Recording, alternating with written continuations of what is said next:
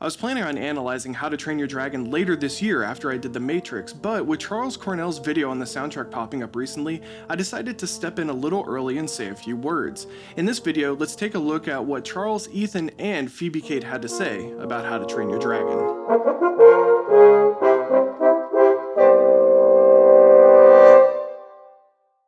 First and foremost, I actually enjoy and support both Charles and Ethan's channels, and while there are mistakes in their analyses of this movie, it's not as consequential as other corrections that I've covered. As for Phoebe-Kate, I'm actually not familiar with her channel outside of this video. But let's dive in. Considering both Ethan and Charles reference Phoebe-Kate's video, let's start there. Especially since Charles's video is pretty much the same thing. A point that Charles repeats is that Hiccup's theme sounds 31 times in the score. It sounds 31 times in the score. This particular theme shows up 31 times in the movie. This fact is a little bit pointless but also misleading. I know I did a theme count in a video, but that was about proving a point. But here, knowing that number just means it's most likely a main theme. But the misleading part is this. That theme, if we call it Hiccup's theme, as other sources call it something else like the flying theme, what is considered a count in 31 times in the score? There are sections where this theme is repeated right after completion, so does that count as 1 or 2 times?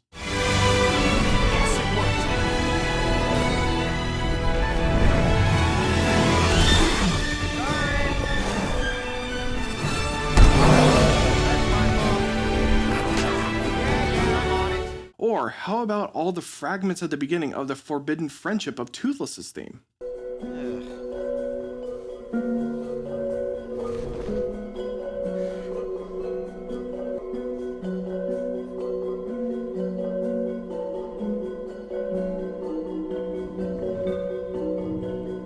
Are all those just 1 or maybe 1 each?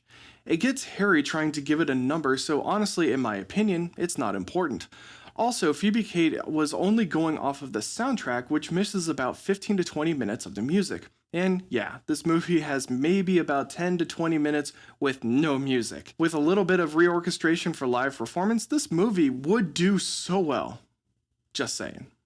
First time we hear it is in Down Dragon.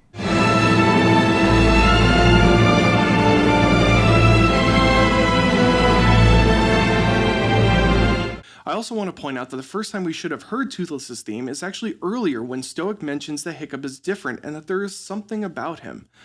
This was sadly cut from the final film as it foreshadows Hiccup's connection to Toothless before the two even meet. He doesn't listen, he has the attention span of a sparrow. I take him fishing and he goes hunting for trolls. Trolls exist? This is also the example that Charles uses in his video. It's from the track Down Dragon, but it's from the cue Training Out There. While on Toothless's theme, this comment from Phoebe-Kate needs some additional thoughts. I would like to mention now that Toothless's theme has never been brought to an aesthetically pleasing, satisfying conclusion. It kind of just fades off. Toothless's theme actually does end and conclude multiple times in the movie. The reason she doesn't think it does is because it actually concludes on the half beat of the final beat of the measure. Probably the weakest part of the measure, but the final note is the tonic and it ends there. At the end of Test Drive, where she says it finally concludes, there's literally just a repeat of the last 2 beats of the theme.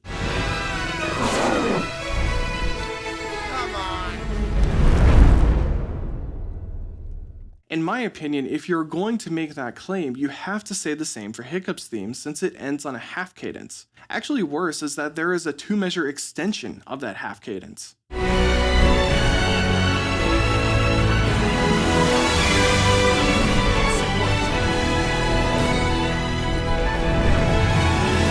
Jumping over to Charles's video, he plays a section from the cue Wounded and mentions that flat 2 chord. Rather than giving us this positive 4 chord over the pedal, now it's a flat 2 chord, which creates this. Seriously though, he does this by ear way better than I could. And I have the score, so call it cheating if you like, but that's not a flat 2 chord. It's actually a minor 7 chord, meaning his B flat should be a C, that's all. But he mentions this scale that we're using It's the fifth mode of the harmonic minor scale. No. Let's not call it the fifth mode of anything. I really don't like that way of thinking about modes. Serious question, is there advantage of thinking about modes in this way? Anyway, he mentions that this is the D Phrygian dominant scale, which is indeed mostly true. However, there are notes outside of the scale, like this E natural here. Here we go, we're gonna crash, right? And all of a sudden the harmony, the themes go away, the harmony goes to this totally ambiguous thing. We don't know what's going on, but it's chaos, right? And that's what we hear. For this chaotic section, let's break it down a little bit more, because Charles is missing some stuff. Again, he is doing this by ear, so it's a bit harder than me with the score. First, the chords in the horns start on A flat, a tritone away from the pedal point of D, basically the furthest away that you can get from the tonic pitch.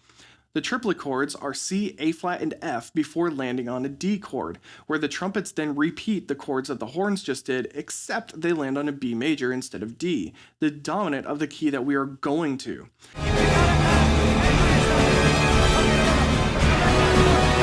Notice that every chord is major so far, yet it's so chaotic. Why? Well, the running strings and woodwinds are on an octatonic scale, a scale used a lot in films for tense scenes. The pedal point also releases and walks up this octatonic scale while the woodwinds start to break from it, and the brass gives us some more chords. And ignoring the pedal, the chords are F, D, and finally G.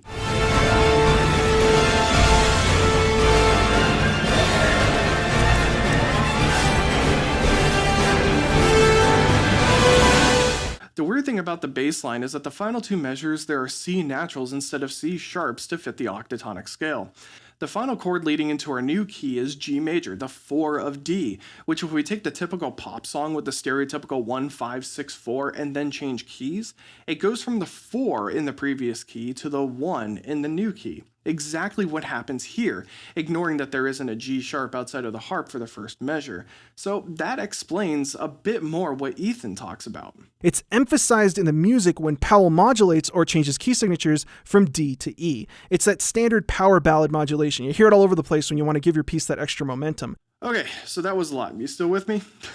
So we got Ethan's video left. There's a ton of amazing things in this video, and I highly recommend watching it if you haven't, as I'm only going to concentrate on a few corrections. How to Train Your Dragon had the best opening of all time. Now, I know what you're thinking. You're thinking, hey, what about Star Wars? And sure, I'm not gonna lie, it's pretty great, but doesn't have anything on How to Train Your Dragon.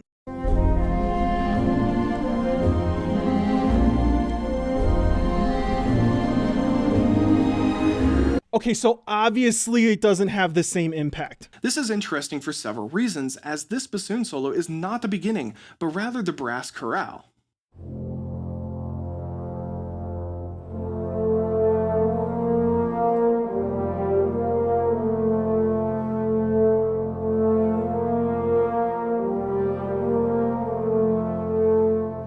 That brass bit is actually a change requested by the director because the original was too dark.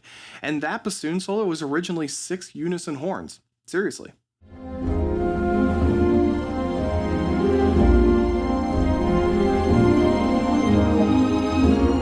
But the opening wasn't originally going to be Hiccup's theme. Instead, it was the same music from the cue Dragon Training. Get it? Because dragons? Never mind. Anyway.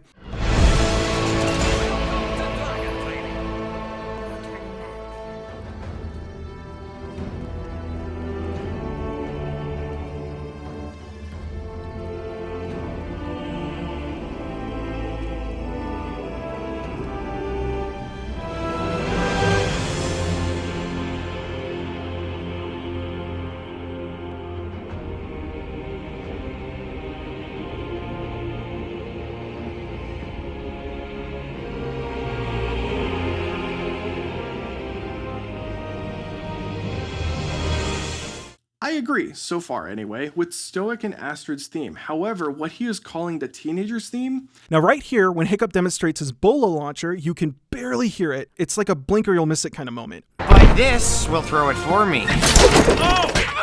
This cheesy, kind of jokey theme comes back at the very end of the film when the teenagers fly in to save the day. Yeah! Rough, tough, watch your backs! Move, fish legs! Look at us, we're on a It's kinda not too serious, poking fun at that generic hero theme. It's kinda tongue-in-cheek, but I think it really fits that dorky style of the teenagers. And we hear a lot more of the teenagers theme as well. Yeah! What? Makes more appearances than just the opening and the end, like here in the next cue for Hiccup celebrating. Hit it? Yes, I hit it! Anybody see that? Except for you. That has nothing to do with the teenagers. The opening scene, I mean, not even, in barely just the first 5 minutes of the film, Powell introduces the audience to all the musical material that he's going to use to tell the story. All except for one.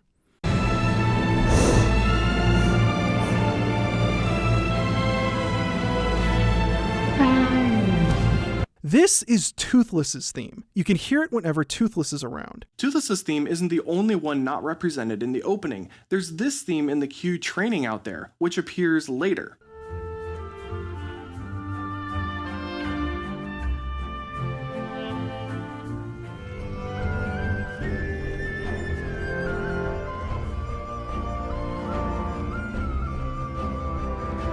It could be incidental music, as I haven't fully analyzed the score and themes, but I'm willing to bet that there are more themes and ideas in the score than what is represented in the opening.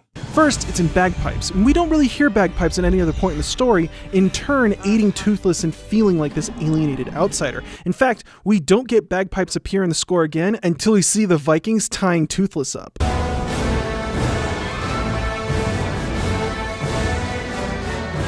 Yeah, there are more bagpipes, like in Dragon Training.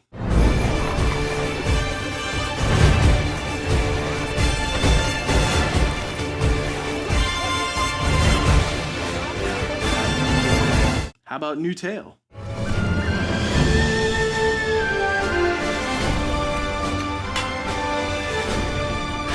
And we've spent so long on Test Drive, but yeah, those are bagpipes in there too.